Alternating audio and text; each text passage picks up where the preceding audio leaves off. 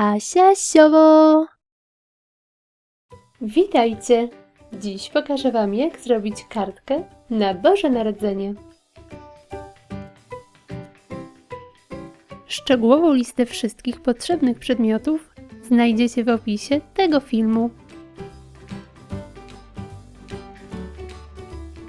Papier A4 składam na pół.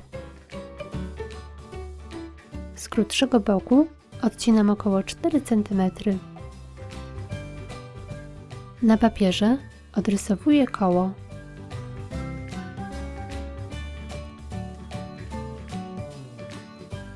Potrzebuję 8 kół w kilku wzorach. Każde koło składam na pół. Połówkę smaruję klejem i przyklejam drugie koło.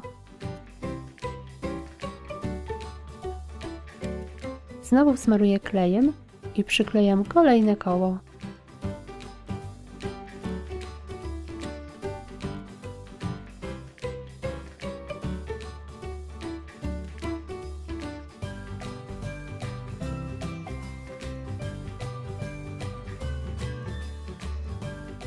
Całość przyklejam do kartki.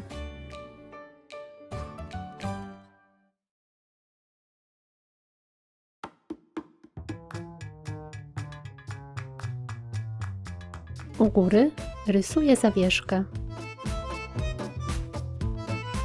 Z tasiemki robię kokardę.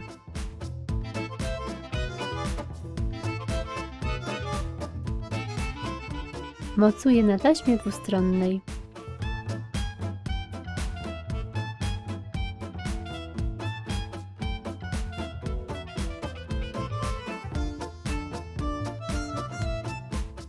Do papieru przyklejam wydrukowany napis.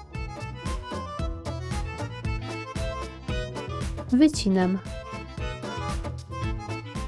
Mocuję na kostkach klejących.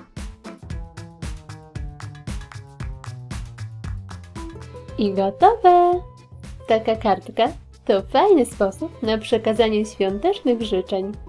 Ja zrobiłam na niej kształt bombki, ale w podobny sposób możecie zrobić gwiazdkę czy choinkę. Serdecznie zapraszam do subskrypcji mojego kanału. Pozdrawiam! Pa, pa!